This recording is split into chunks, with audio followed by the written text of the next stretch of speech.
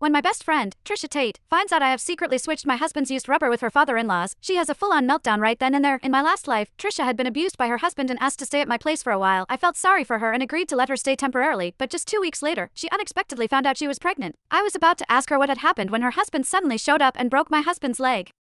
Before dragging my whole family into court, Trisha sobbed uncontrollably, accusing my husband, Jaden Lowe, of being a predator and claiming he had assaulted her while she was living with us. She said I didn't just ignore it but helped him carry it out. Jaden and I denied everything in court, but she pulled out an amniocentesis report, proving that the baby was indeed Jaden's. The internet exploded with hate against us, and the court sentenced both of us to prison, ordering us to pay her $10 million in emotional damages. In the end, Jaden and I went to jail, while Trisha took that $10 million, aborted the baby, and lived happily ever after with her husband. When I opened my eyes again, I am back to the very day Trisha came to stay at my house. Chapter I was experiencing a splitting headache. I opened my eyes and looked around at my familiar home. It wasn't the street where I'd been beaten and cursed at, nor the damp, filthy prison I'd been scorned in. It was my home. Simone, you're such a good person. If it weren't for you, I would have been beaten to death by Luke. That familiar fake voice rang out. I turned around to look, and there was Trisha Tate, standing in front of me with tears in her eyes. It was only then that I realized I had been reborn. I was back to the very day my so-called best friend Trisha came to me crying after being abused, begging me to take her in. I had foolishly agreed to let her stay at my place. Simone, your house is so spacious.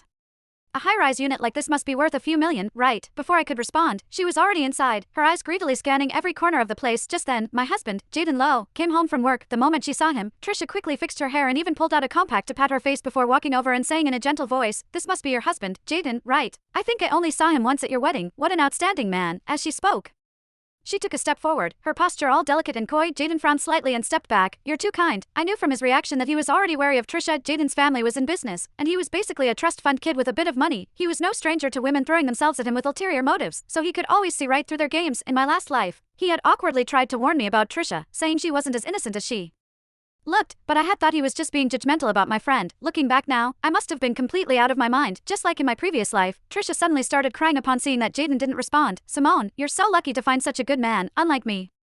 I have to work all day to support the family, only to end up getting abused." While she spoke, she kept sneaking glances at Jaden, playing the pitiful card and fishing for his reaction. As expected, he frowned at her words. "Abuse? My company has lawyers. If you need help, talk to Sim." "Really, Jaden? I'd appreciate it, dear. Don't bring lawyers into it. They're just having a little marital spat." I cut Trisha off, completely shifting from how I'd begged her to divorce in the past. I added, "As the saying goes, it takes two to tango." "Trisha, did it ever occur to you that maybe you're partly to blame for your situation? Take my advice, go home and apologize to Luke, patch things up.